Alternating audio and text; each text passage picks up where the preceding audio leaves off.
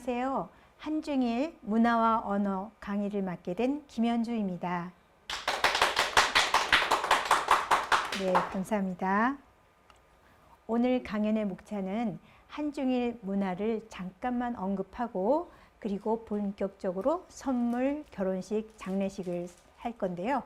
왜 이 세 가지 테마를 정했냐 하면 우리가 태어나서 죽을 때까지 많은 선물을 받지요. 출산 선물, 그리고 또 뭐 백일잔치, 돌잔치, 그리고 입학 선물, 졸업 선물, 많은 선물을 받는데 그 중에 가장 성대한 선물은 역시 결혼식이 아닐까 합니다. 그리고 이제 또 죽음을 맞이해서 장례식까지 치르게 되는데요. 이렇게 해서 세 가지 중요한 테마를 선정했습니다. 그러면 먼저 제 소개를 간단히 하겠습니다. 저는 외국어대, 성균관대, 서강대에서 강의를 했고요. 지금 서울중앙지방법원의 조정위원으로 있습니다. 그리고 글로벌사이버대 특임교수입니다. 여기 자랑할 게 있는데 사전 있죠. 이 사전이 커피물을 쏟은 걸까요? 사전이 불었어요. 이게 중국어 사전인데 제가 중국에서 남편이 주재원으로 가 있어갖고 3년을 살면서 열심히 사전 단어를 찾은 겁니다. 그리고 이거는 이제 일본어 한중일 사자성어 비교를 쓰면서 책을 쓰면서 이제 찾아본 거고요. 그다음에 이제 대학교 4학년 때 그 한일 우호 교류의 에세이 컨테스트가 있었어요. 그래서 전 세계 6나라에서 2명씩 초청을 받았는데 그때는 해외여행이 자유화가 아니었거든요. 그래서 그때 갔을 때 낙가소내 총리를 면담을 했고 요 선물이 뭐냐면 그 당시 올림픽이 한창 시작 전이어서 호돌이를 선물했습니다. 그 다음은 중국 황산을 갔었는데 그때가 국경일이어서 사람이 어마어마하게 많았는데 기다리는 시간이 지루해가지고 제가 뭐라고 한자를 많이 썼어요. 웃기는 한자를 썼는데 무슨 내용일지는 이따 시간이 나면 알려드리겠습니다. 자, 그러면 문화에 대해서 우리가 문화라고 하면 컬처라고 알고 있는데 이 문화란 말은 도대체 어디서 생겨났냐 하면 라틴어 컬터스, 토지의 경작이라는 말에서 파생되었습니다. 농경사회에서는 생산 일반을 의미하는 것으로 사용하다가 점차 가치의 창조로 발전이 되었죠. 지금은 어떤 말에도 문화를 붙일 수가 있어요. 음식문화, 주거문화, 뭐 의상문화 이렇게 해서 의식주를 비롯해서 언어, 풍습, 종교 굉장히 광범위한 범위에서 언어, 문화를 붙일 수가 있습니다. 그러면 제가 오늘 한중일 세 나라에 대해서 말씀드릴 건데 그 공통점은 무엇일까 하면 역시 우리 세 나라는 동양 문화에 속해 있고 황하 문명의 영향을 받았습니다. 또 저기 몽고나 그쪽의 유목 문화에 대비되는 쌀 농사를 지은 농경 문화이죠. 한자를 쓰면서 유교 및 불교의 문화권 속에 속해 있습니다. 그 다음으로 한중일 문화의 차이점을 봅시다. 한국과 중국은 유교 사상을 정치체제로 한 중앙집권의 나라였습니다. 그에 반해서 일본은 정치체제로 받아들이지 않았어요. 무사의 나라였기 때문에요. 그리고 학문체제로만 받아들였습니다. 그 다음에 여기는 쓰지 않았지만 과거 때문에 한국과 중국이 굉장히 한자 공부를 많이 했어요. 과거 시험이 있었기 때문에. 근데 일본은 과거 시험을 도입하지 않았어요. 여러 가지 폐단이 있었기 때문에 도입하지 않았습니다. 그 불교의 경우는 중국은 도교라는 토착 그 종교가 있었고 한국은 무속신앙, 일본은 신도 발음이 신도예요. 그래서 그런 토착 신앙과 결합을 해서 그 발전해 나갔기 때문에 이 종교와 문화는 뗄래야 뗄 수가 없어요. 일본은 특히 신도와 그 문화를 뗄래야 뗄 수가 없고 중국은 도교와 불교의 나라라고 할 수 있습니다. 물론 유교죠. 포함해서 불교, 도교, 유교. 이제 한국은 거기에 플러스 기독교가 또 추가가 됐죠. 의식주에서도 각국 고유의 특색을 갖는 문화입니다. 삼국이 서로 젓가락을 사용하고 음식 먹는 게 비슷하다고 해도 역시 들어가 보면 매우 다른 점을 볼 수 있습니다. 중국을 확대 지향성이라고 보면 일본은 이어령 박사가 쓴 축소 지향성이라고 하는데 일본은 또 나름대로 이거에 대해서 비판을 하고 있습니다. 자기 나라가 축소지향적인 면도 있지만 한편으로는 그렇지 않은 것도 있는데 다 그런 식으로 몰아가서는 좀 어불성설이 있다는 식의 비판도 있습니다. 이것은 얼마 전에 일본 판사한테 받은 엽서입니다. 연하장인데요. 여기 보시면은 아케마시테 오메데또 고자이마스. 우리는 새해 복 많이 받으라고 하죠. 중국도 공시파차이, 돈 벌고 돈 버는 재물운이 가득하라고 합니다. 역시 비슷해요. 한국하고 중국은. 근데 일본은 아케마시테가 새해가 밝았다는 말이에요. 새해가 밝아서 축하합니다 라고 인사를 합니다. 그러니까 지난 것은 싹 잊어버리고 다시 새로 시작합니다. 그런 경계선이 확실히 구분을 하고요. 올해도 잘 부탁합니다. 근데 제가 여기 주목한 게 뭐냐면 거북입니다. 제가 이 강의를 준비하지 않았으면 저도 몰랐을 거예요. 이 거북이가 굉장히 장수하고 기운이 있는 동물이잖아요. 그래서 일본이나 한국은 그런데 중국에서는 거북 모양이나 거북의 말이나 거북 좀 하면 안 돼요. 왜냐면 거북이 목이 들어갔다 나왔다 하잖아요. 그게 옛날에는 중국에서도 좋은 동물이었는데 원나라 때부터인가 이게 좀 안 좋은 성적인 동물로 해갖고 안 좋은 걸로 해서 선물로 보내면 금기시가 됐습니다. 칭호의 차이를 보자면 한국은 직함에 민감합니다. 굉장히 전 교수였어도 어디까지나 죽을 때까지 교수라고 해서 교수님 부르고 전 장관이면 계속 장관. 근데 중국은 나보다 나이가 많으면 여기다가 로자를 붙여요. 라올리우. 나보다 나이가 붙이면 소자를 붙여요. 샤오리우. 이렇게 하면 돼요. 근데 일본은 굉장히 간단하게 상을 붙이면 돼요. 상. 총리한테도. 우리 대통령에 해당한 총리한테도 누구누구 씨. 그러니까 상이 누구누구 씨면서 님, 선생님 굉장히 광범위하게 쓰는 걸 알 수 있고 편리하죠. 중국어 성조 이거는 이제 왜 하냐면 이따가 단어를 나올 때 우리가 볼 게 있어요. 그래서 언어 공부를 하는 건 아닌데 이제 잠깐만 보자면 1, 2, 3, 4성이 있다는 건 이제 아시죠? 상식적으로 한번 따라해 보세요. 아, 아, 아, 아. 네, 그래서 1성, 2성, 3성, 4성을 알아두면 나머지는 알파벳은 알 필요 없어요. 이미 우리가 한자를 알고 있으니까요. 이게 시, H가 들어가면 혀를 말아요. 재밌어요? 자, 해보세요. 시, 시, 지, 즈. 이거는 영어로 하면 쉬죠, 쉬. 근데 중국어는 쉬, 쉬. 너무 재밌어서 웃음을 못 참으니까 빨리 넘어가겠다. 이 히라가나는 외우려면 머리 아파서 못 외워요. 아까 중국어는 우리가 한자를 알고 있으니까 성조만 알면 되는데 이 히라가나는 이 한자가 이걸 키우려니까 여기서 안 되더라고요. 한자에 초소체에서 만들어진 거예요. 그러니까 예를 들면 요 이라든지 우 하면은 그 한자를 알면 좀 외우기가 쉬워요. 이는 이에서 나왔고 우는 집 우자 요 우에서 나왔고 쿠는 여기 이렇게 개자도 비슷해요. 그 합기할 때 개자에서 나왔어요. 그래서 히라가나는 그렇게 한자를 통해서 외우는 게 좋습니다. 지금 한자나 히라가나를 여러분이 보고도 잘 모르시죠? 이거 얘기하면 또 웃으시겠네. 따라해 보세요. 카무똥, 팅부똥. 이렇게 하면은 똥똥똥으로 끝나는 말 모아봤는데 이렇게 한자의 발음을 병음이라고 그래요. 중국말로는. 그러면 일본어는 한자의 발음을 후리가나라고 해요. 이마까라? 이마까라 시마스가 지금부터 하겠습니다예요. 네, 외웠죠? 이런 식으로 해서 후리가나를 알아야 일본어를 공부할 수가 있어요. 병음을 알아야 중국어를 말할 수가 있어요.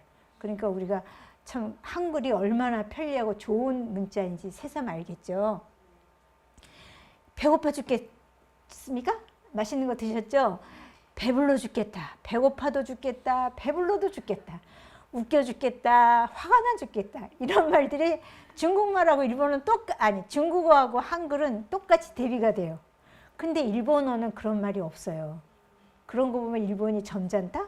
그런 거가 아니고 일본은 그만큼 감정을 절제해요. 감정을 여러분 지난번에 그 9.11 그 쓰나미 왔을 때도 보시고 너무 놀랬죠.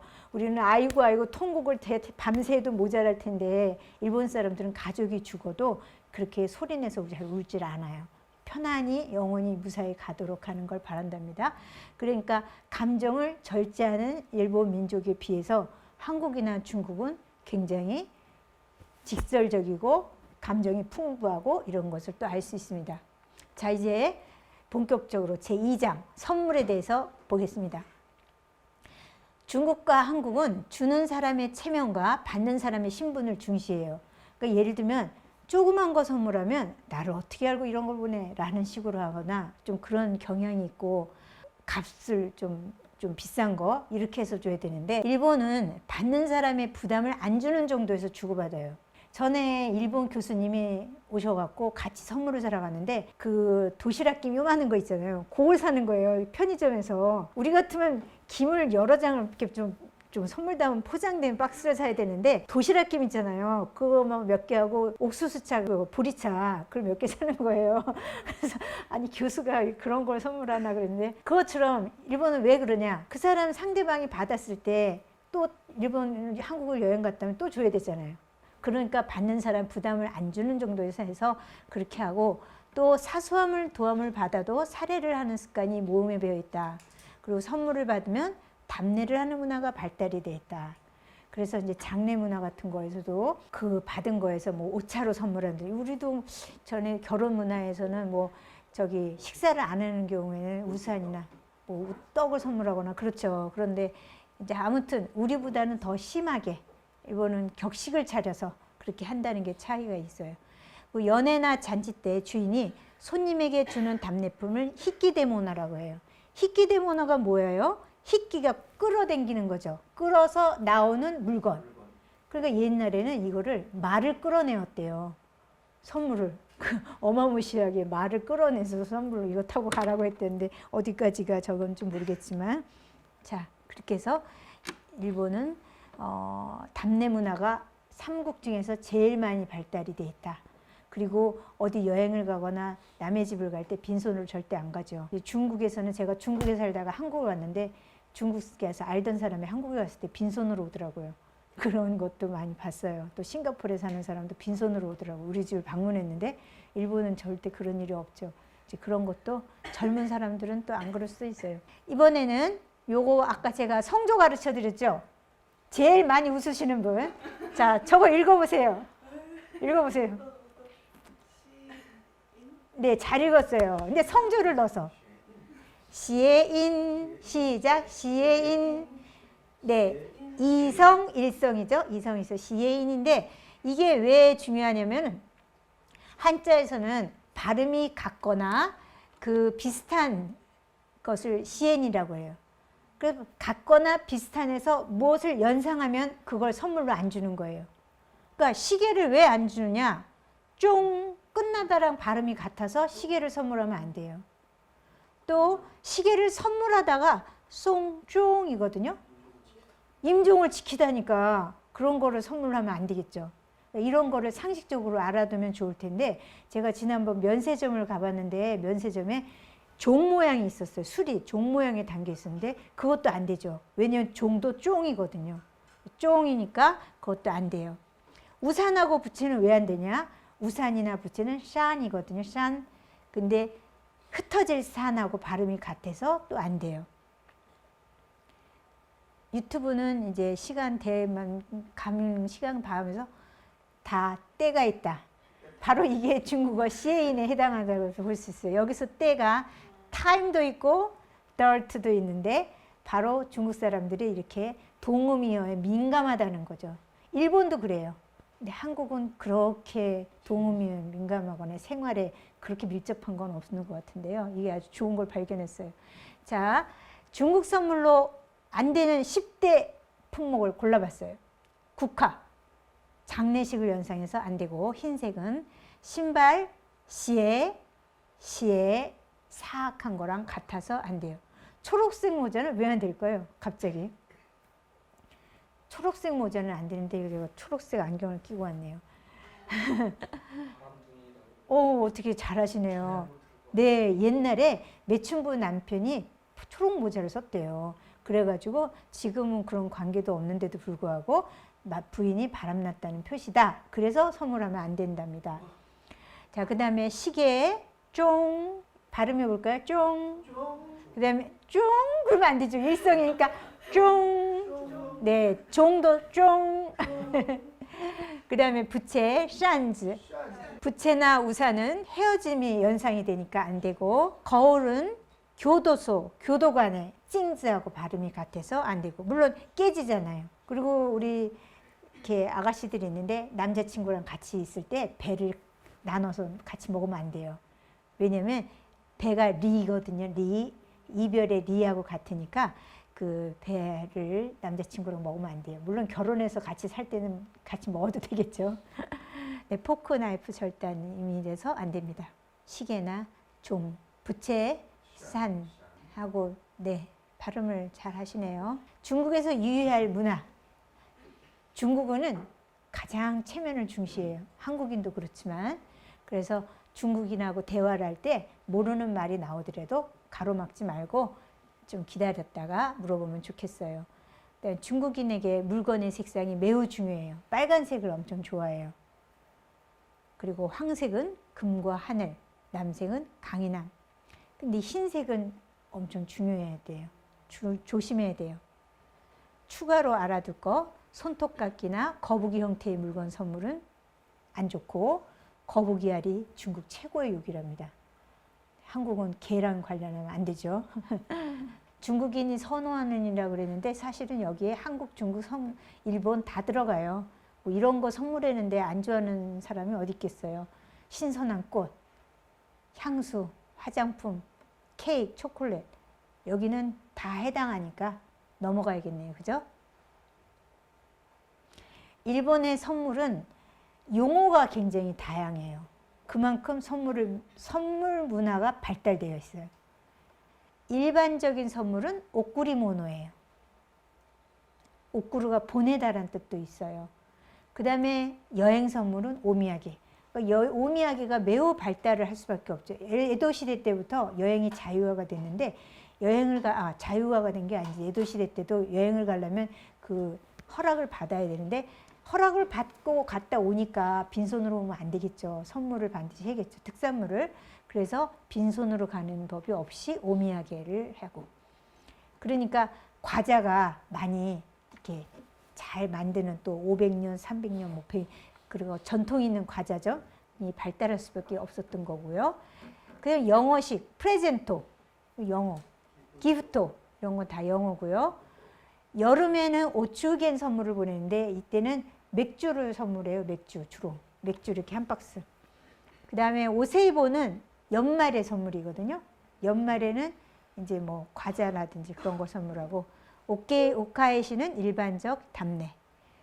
히키데모는 아까 말씀드렸죠. 끌어서 내주는 물건으로 축의금에 대한 답례품.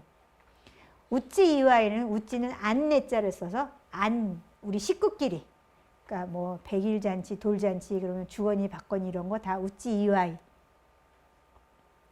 여기 뭐라고 써 있냐면 세모라고 써 있죠. 세모, 오세이보 기프토 센터.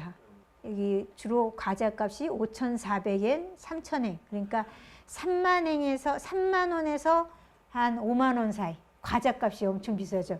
거기다가 배달료. 이거는 고베 후게츠도는 굉장히 유명한 과자점이에요.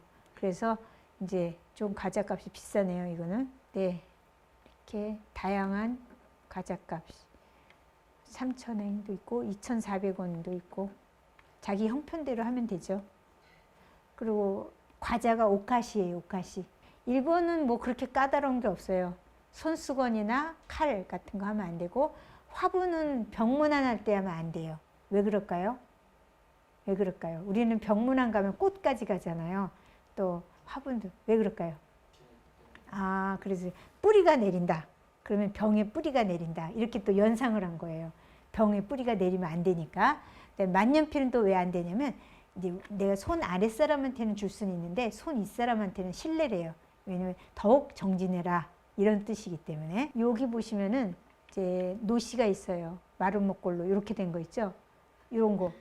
옛날에는 요 노시가 전복을 말려서 선물로 줬대요.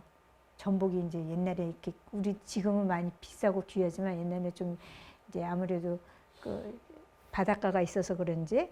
그리고 리본, 요거는 유튜브를 잠깐 볼게요. 제가 가서 찍어온 거거든요. 축하를 하는 선물이 있는데요. 봉투가 되게 요란하죠. 그냥 보내지 않고 이렇게 돈도 봉투에 넣습니다. 그 용도에 맞는 봉투에 넣는데요. 겉도붓기가 이제 장수한다는 거죠. 겉도붓기. 그리고 결혼을 축하하는 고객공 오이와이, 이렇게 아주 이 좋은 합을 묶어서 매듭을 지어서 이렇게 봉투를 주는, 이 봉투는 굉장히 고급스러운 봉투예요. 이렇게 오이와이 봉투만도 이렇게나 많습니다. 이건 웨딩 사진도 넣네요. 웨딩 모양도 있고, 이런 게 오이와이 기이고, 뭐 아기를 낳았으면 고슈산 이와이, 그 수조가 있네. 아주 귀엽네요. 그리고 또 고꼬로 바까리, 마음뿐이다, 정성만이다. 또 생일일 때는 단조비 오메데또. 이쪽은 색깔이 화려하지 않죠. 이쪽은 이제 부익음이에요. 불교식으로 하면은 부츠문제는, 일반적으로는 고오덴이라고 해요. 고오덴.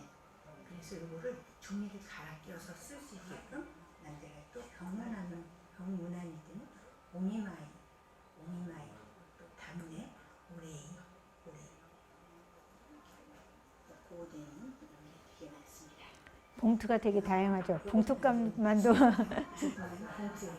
이런 걸 보면 형식을 매우 중시한다는 걸 알 수 있죠. 어세이보, 어세이보라는 건 연말, 감사, 인사입니다. 이쪽에 보면은 세뱃돈, 세뱃돈도 이렇게 봉투에 넣어서 주고. 제가 이렇게 큰 실수를 했네요. 히메나와 가자리라고 해요. 용띠인데 뱀띠라고 했어요. 여기 보시면은 이렇게 제 아들 결혼식 때 왔었는데 하얀 봉투, 우리 축의금 이렇게 보내잖아요. 중국에서는 이렇게 하면 절대로 안 돼요. 중국에서는 빨간 봉투를 보내줘야 돼요. 이거는 부의금으로 쓰는 거예요. 중국에서는. 그러니까 같은 동양 삼국이라는데 이렇게 다르다는 거죠. 이제 이게 바로 이렇게 미즈 히끼라고 하는데 묶어가지고 인연을 딱 묶어서 연하장에도 이렇게 돼 있는 걸 볼 수가 있고, 우리 왜 뭘 사과를 한 박스를 받았다. 그러면 5개를 이웃집에다 줄 수 있잖아요. 그럼 이거 아예 받은 거 나누는 거예요. 라고 말할 때 중국어로는 찌에화 시엔포라고 말해요. 남의 것으로 인심을 쓰다. 이렇게 말을 표현했는데 재밌지 않아요? 꽃을 빌려서 부처에게 헌납하다. 중국에서는 그만큼 불교의 문화가 깔려 있는 거죠. 단어 속에서.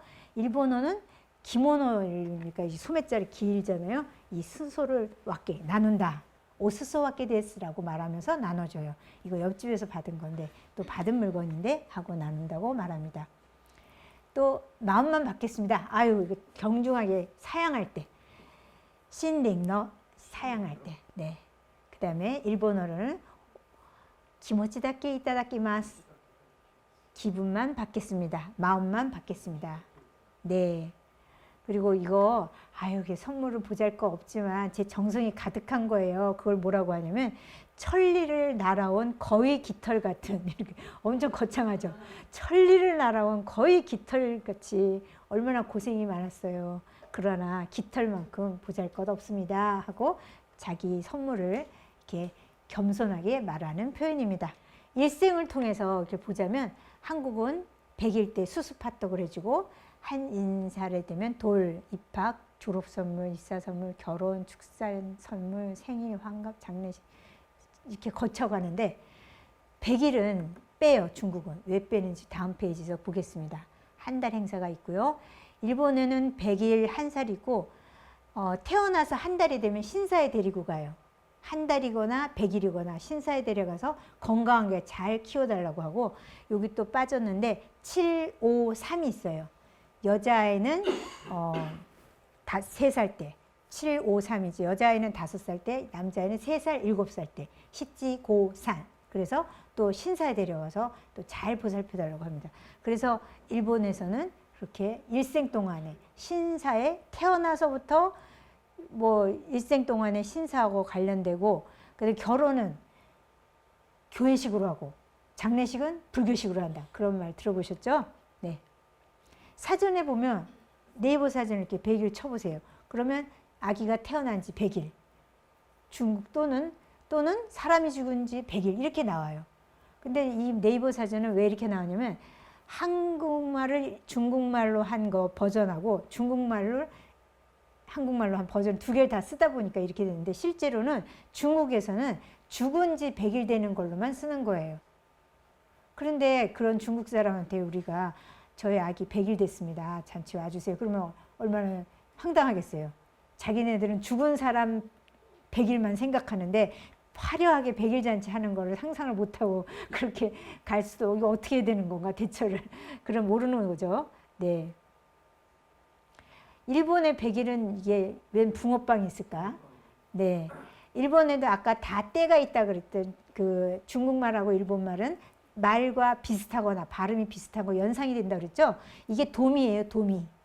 도미가 메데타이의 타이, 경사롭다의 타이랑 발음이 같아요. 그래서 도미를 먹이고 100살 때 이제 밥을 첫 숟갈을 뜨는 행사를 하는 거예요. 이제 아직 이유식에서 밥 먹는 걸로 넘어가는 거다. 그렇게 행사를 하고 있습니다. 이거는 뭐냐면 1살 때.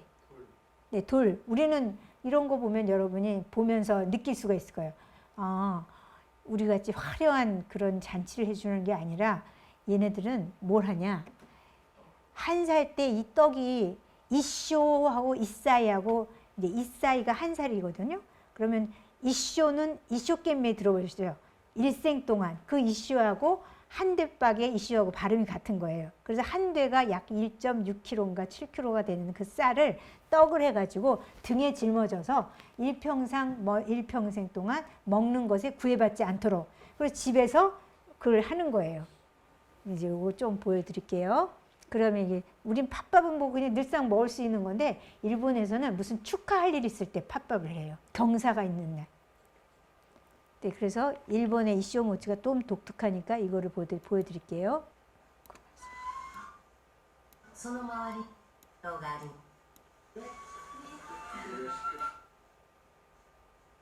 이렇게 떡을 지어가지고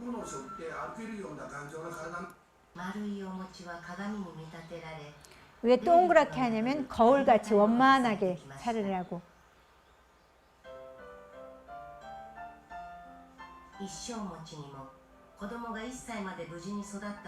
이 숫자를 참 좋아하죠. 아까 봉투에도 숫자를 써놨죠. 장수하는 숫자.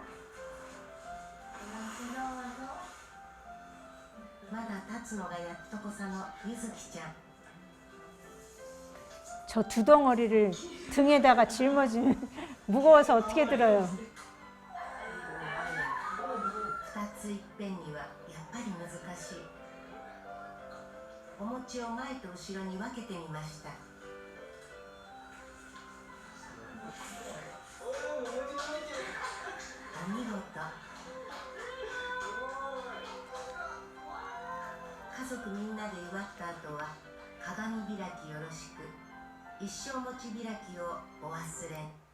중국은 어떻게 하는지 보세요. 下面我宣布，王佐一小朋友周岁礼正式开始。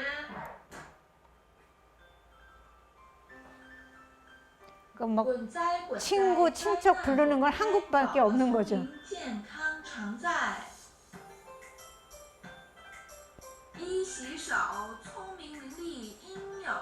이 파랑 무슨 관계가 있어요? 파가 총이거든요. 총명이 똑똑하다예요. 똑똑하게 자라라고 파 띄운 물에다가 이렇게 손을 닦고 그럼 아주 희한하죠.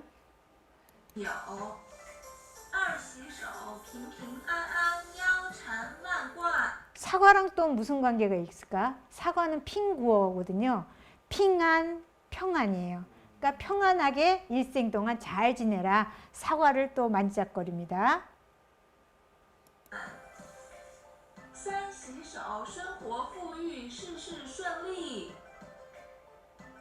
그 다음에 옷을 입고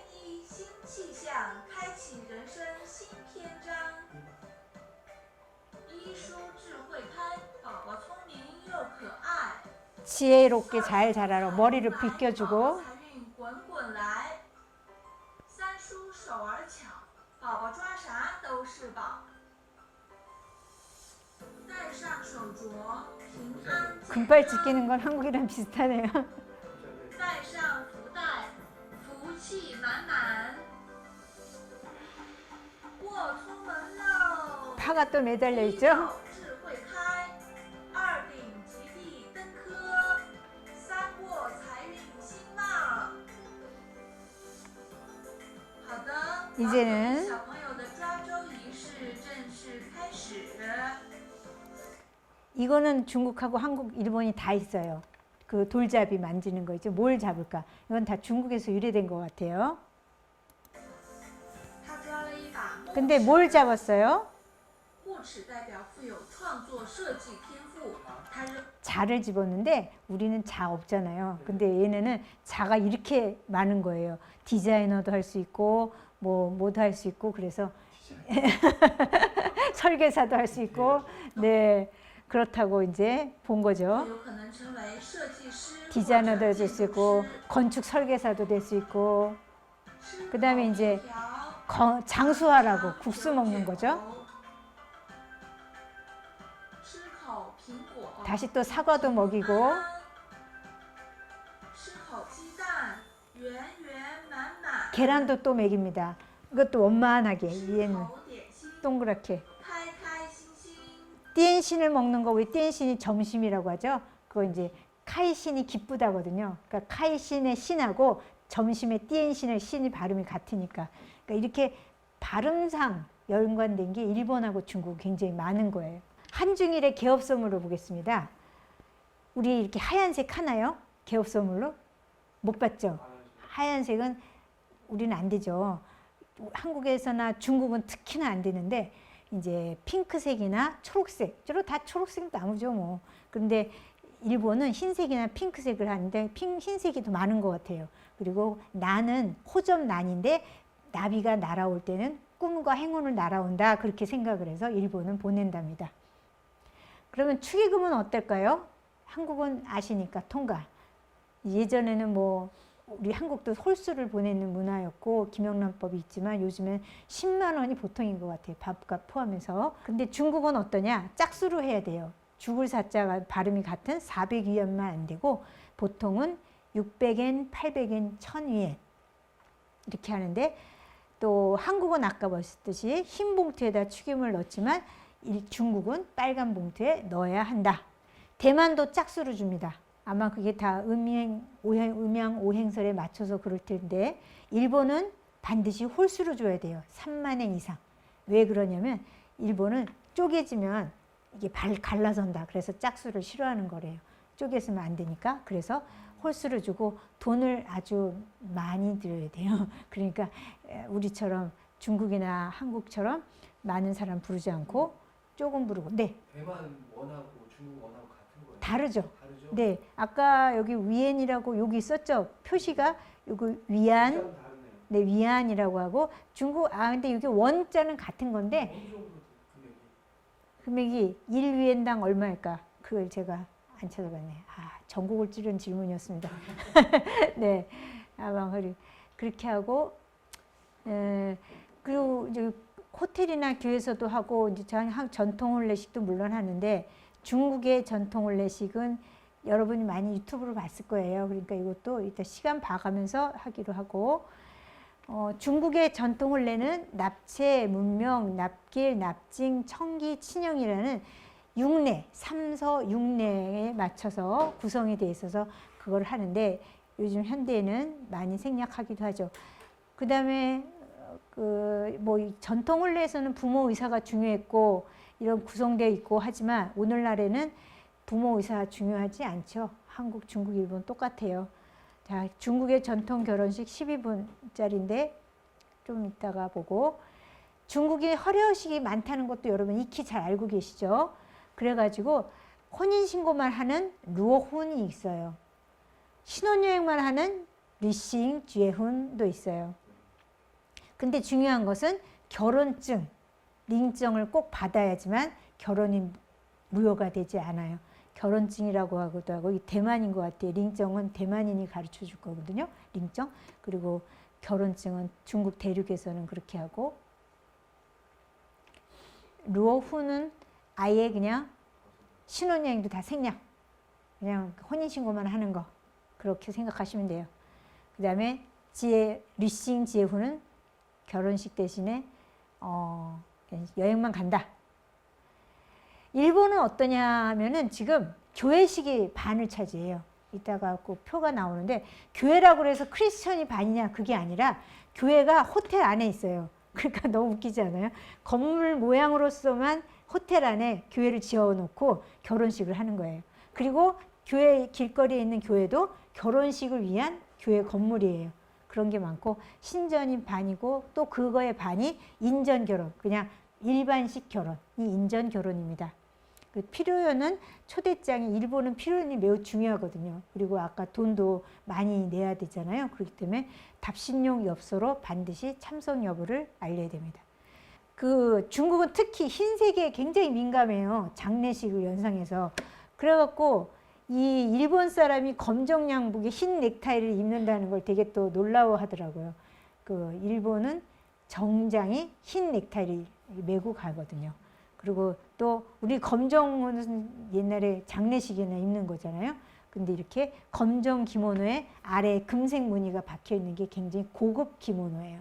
그래서 그거를 입고 갑니다.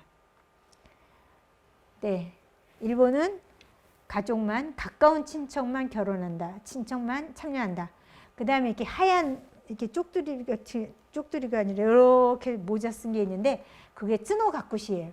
한국에 족두리가 있다면 일본에는 쯔노가쿠시가 있는데 질투의 뿔을 감춘다 그런 식으로 해서 쯔노가쿠시의 유래지만 한국의 족두리 같이 쬐끔한 게 아니에요. 아주 커요. 이만큼 덮었어요.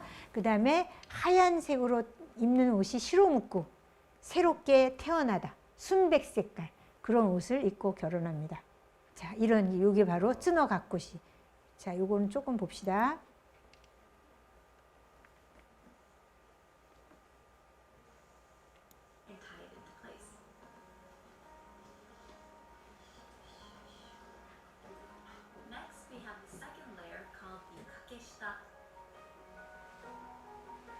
이렇게 옷을 갖춰 입는 것만도 시간이 많이 걸리겠죠. 옷 갖춰 입고 나서 남자랑 술잔을 하고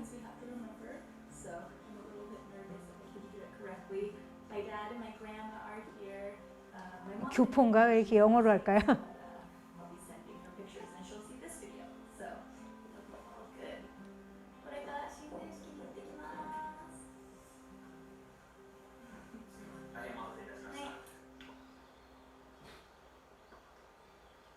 이 사람이 아니라 저 검은색 입은 사람이 신랑입니다.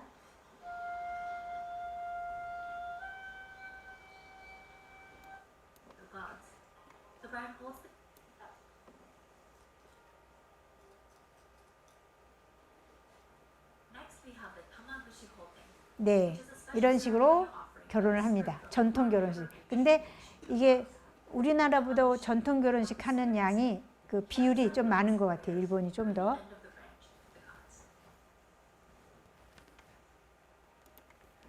여기 보시다시피 기독교식이 반, 신전이 그거에 또 반, 인전식이 요거의 2배 이렇게 됩니다. 그렇다고 아까 말씀드렸죠. 크리스찬이라서 하는 게 아니라 멋져 보이니까 웨딩드레스 입고 멋져 보이니까 이렇게 하는 겁니다. 일본의 종교를 보면 1% 기독교인이 그 정도도 안 되는데 상견례를 보면 중국과 일본은 고급 식당에서 해서 이제 첫 대면을 하고 뭐 돈이 필요하면은 서로 조금씩 이제 이렇게 합의를 보면서 주는데 중국에는 차일리가 아주 문제가 되고 있어요. 사회 문제가. 차에서 안 내려오는 거예요. 신부가 돈 더 달라고 막 얼마를 요구하는데 뭐 5천만 원, 3천만 원 이렇게 요구를 하더라고요. 그러면서 안 내려와요. 결혼식 날 당일에도. 그래서 이 차일리 때문에 더 달라고. 우리는 신랑이 그러니까 신랑을 호구로 알고 하는 경우가 많은데 중국은 신부를 말을 제가 반대로 말했죠 지금. 네, 그렇답니다. 차일리라는 거 알아두시고 그 중국의 중매쟁이를 메이포라고 그래요. 메이포인데 중국은 메이포, 일본은 낙고도예요. 근데 한국의 중매는 나타나지 않는데 일본의 중매는 이렇게 중요한 역할을 해요. 증인도 하고 사회도 보고. 중국은 혼수용품도 중재를 담당하고 해요. 그래서 여기 재밌는 걸 하나 갖고 왔어요. 뭐라고 하는지 잘 상상해 보세요.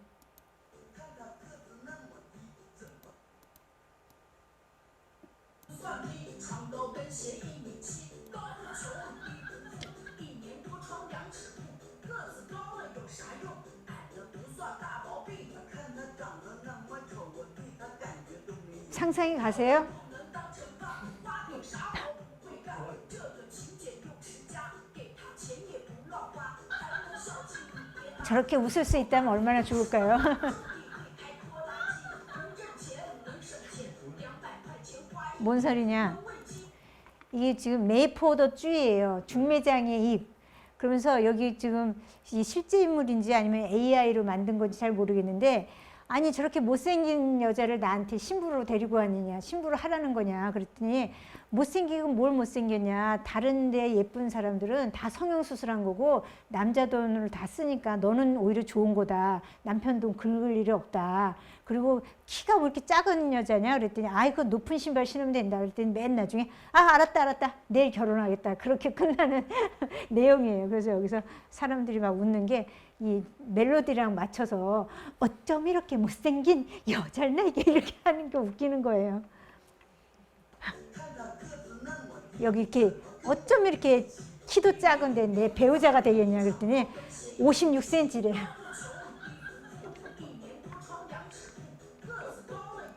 청산유수로 막힘없이 말을 하잖아요. 그럼 제가 사자성어 한중일 비교라는 책을 썼는데 대체로 사자성어가 다 중국에서 온 거로 알고 있어요. 근데 아니에요. 청산유수도 한국에서 만든 글이고 아까 과거 시험이 한국과 조선과 중국에 있었죠. 특히 조선은 한자에 대해서 언론의 역할도 많이 있었고 영향도 있었고 그래서 한자를 많이 써요. 그리고 이 사자성어도 만든 게 많이 있어요. 근데 일본은 거의 없어요. 그렇게 어려운 말 잘 안 써요. 일본은. 그 일본의 그 청산유수에 해당하는 말이 닷대 있다니 미스 널빤지에 물 내려가듯이 이런 말이고 중국말은 타오타오 뿌지에 끊임없이 말한다 뭐 이런 식으로 요걸 집어넣은 이유는 아까 그 중매쟁이가 청산유수로 말을 하는데 사실은 사자성어가 한국에서 만든 사자성어도 많이 있다. 자 이런 일본의 결혼식 아까는 중국의 결혼식이 그냥 아예 여행만 가는 루싱이 있었죠. 루싱. 이때 중국도 일본도 아주 적은 비용으로 결혼하는 검소한 결혼을 지미콘이라고 하고 또 하대콘을 화려하게 하는 또 뭐 일생에 한 번이니까 그러면서 화려하게 하는 사람도 있겠죠. 일본의 피로연은 매우 아주 중시돼 가지고 초대장 받은 사람만 예식장에 입장하게 되고 또 거액의 축의금을 낸 사람은 한가잇이라고 해서 축의금의 절반 가격의 선물을 나중에 증정합니다. 그리고 좀 일본의 또 독특한 문화 중에 하나가 개성이 없어요. 그래서 하객식으로 가면 우리는 뭐 검은색 옷을 입을 수도 있고 빨간 노란 거 다 입을 수 있는데 일본은 원피스를 입어야 돼요. 하객이. 그리고 여기를 이렇게 어깨를 뭐라고 그러더라? 이렇게 어깨를 가리는 그런 걸 입고 가는 여자들 하객인 경우 그래요. 자 피로연은 이제 그렇고 여기는 어디일 것 같아요? 결혼식장. 네, 우리 머리 따으신 분 어디 것 같아요? 여기 일본이에요. 장례식장이에요. 네, 그래서 장례식장이 굉장히 크죠. 우리가 이거 보고 그랬는데 오히려 일본 사람들은 한국 사람들이 병원에서 장례식을 하나 이렇게 놀래요. 어떻게 병원에서 장례식을 하냐? 그렇게 놀래요. 그것도 삼국의 차이가 있죠. 이게 장례식장이에요. 그래서 여기에 몇 홀이 많이 있어요. 홀이 많이 있어갖고 이제 하루에도 여러 세대수를 하는 거죠. 이거는 절이에요. 절에 나이트 쇼가 뭐라고 그러지? 그거 저녁 불 켜는 거. 그러니까 보통은 절은 낮에만 갈 수 있잖아요. 문 닫잖아요. 근데 그날은 밤에도 갈 수 있는 그런 기간이어갖고 갔는데 이런 등이 있었어요. 옛날에 우리가 어릴 때 장례식이 있으면 집에 이런 거 걸어 있었잖아요. 그죠? 근데 그래서 제가 놀랐어요. 절에 저게 있지? 하고. 근데 이거는 장례식과 전혀 관계없이 절에 밤에 켜놓은 등롱이다. 그 다음에 이거는 왜 찍었냐면 이끼루 장례식, 살아있는 장례식. 여기 기루가 자르다예요. 자르다라는 건 뭐예요? 인생에 있어서 딱 끊어지는 거잖아요. 그러면 자르다인데 거기다 생자를 붙이면 이게 뭐냐면 살다예요. 살다. 살아있는 장례식. 그러니까 그 생전에 돌아가신 분을 딱 자르지 않고 계속해서 우리와 함께 사는 장례식을 만들어 드리겠다 하고 아까 그 장례식장에 광고 팜플렛에 써 있는 거예요. 장례식 부의금. 그러지 않아도 이게 1300위엔 대만 돈이 얼마가 40배예요. 40배. 네, 그러면 계산해 보시면 나오겠죠? 아유, 감사합니다. 네. 우리나라 돈이 40배라는 거죠. 이 대만 위엔보다. 우리나라 돈의 40배요. 1300위엔인데요. 그러니까 1300이 52,000원. 그러니까 친한 친구는 84,000원. 아니 84,000원. 네네. 그렇게 이제 적은 돈을 내는데 지금은 현재는 가족 외에는 알리지 않는 추세랍니다. 친지나 가족 외에는 알리지 않는 추세랍니다. 일본의 경우 3천행에서 5천 좀 다 비슷비슷한 것 같아요. 부의금은. 우리도 그렇죠. 형제는 좀 많이 주죠. 네. 추념 인사. 이것도 통과. 이제 이걸 보여드릴 이유는 뭐냐면 일본에는 지금 그 뭐죠? 고령화가 심각한 문제잖아요. 그래서 고독사가 있고 또 일본 사람들 문화 중에 하나가 남한테 패기치지 않는 문화. 그래서 연락도 안 하고 혼자 죽는 그런 경우가 많아요. 그래서 이렇게 됐고 무연사. 아예 인연을 끊고 사는 사회라는 책도 있어요. 무연사회. 그래서 이렇게 무연사회가 됐고 32,000명 고독사 한 해. 그리고 4만 건이 만년 이혼을 하고 이러니까 만년 이혼하니까 어디 누구 기대할 데도 없고 그래서 지금 여기를 보면 중국 장례식은 殡儀館에서 해요. 殡儀館. 그리고 일본은 그런 개인 장례식장에서 하고 전통 장례 문화 건 알고 있으니까 넘어가고요. 중국은 이제 다 화장, 한국도 화장. 이것도 거의 비슷한데 이런 단어로 된 거는 다 생겼고 이걸 참 보여드릴게요. 이것도 대만 친구가 다 보내준 건데요. 뭔가 좀 상상해 보세요. 你绝对不敢想象，日本许多老人竟然连做梦都想着进监狱。这位70岁独居老奶奶已经是第4次因为盗窃入狱。之所以这么做，是因为只有在监狱里才能吃上1日3餐，生病了能享受免费的医疗，再不用担心自己会在家里孤独的死去。在日本西南边陲的小城岩国，有一所著名的女子监狱，这里有超过1/3的囚犯都是65岁以上的老人，他们多是独居老人，为了生存下去而故意犯罪入狱。这里的条件跟养老院相差甚远。 没有暖气，更没有体贴入微的服务，每天还要在严密的监管下从事体力劳动，但在这里至少能够吃上。 네, 지금 감옥의 3분의 1 이상이 65세 이상인 여자 감옥이에요. 근데 이게 지금 뭐냐면은 연금 갖고 생활하기 힘들고 외롭고 또 고독사로 죽어야 되고 그러니까 아예 감옥에 가면 병 치료도 다 무료로 해주고. 새끼 잘 먹고 또 규칙적으로 생활하고 이래서 일부러 그 절도 이런 걸로 감옥에 많이 들어간답니다. 그래서 이걸 보내드린 거예요. 이것도 대만 친구가 보내준 거예요. 그래서 이 장례식과 관련돼서는 제가 단어랑 뭐 이런 걸 썼는데 이런 걸 통과했거든요. 혹시나 이제 궁금하신 거 있으면 질문 받겠습니다. 대단히 감사합니다. 박수 칠까요, 일단? 대단히 감사합니다. 우리 촬영하시는 분 서서 고생이 많습니다. 힘드실 것 같아서 제가 빨리 끝내려고.